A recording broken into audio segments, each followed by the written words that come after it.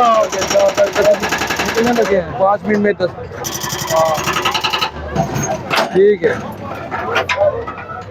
अरे चल बहुत मेहरबानी, तुझे एजाज़ी शील्ड दूंगा मैं।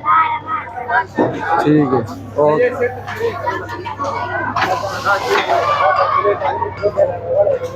जी एक तरफ ये वाला ऑपरेशन है और एक तरफ ये वाला ऑपरेशन है। इस ऑपरेशन में क्या हो रहा है कि यहाँ पर जो तजावुज़ात है वो तोड़े जा रहे हैं। इस ऑपरेशन में क्या हो रहा है कि ये देखें, ये मादनियात निकल रही है।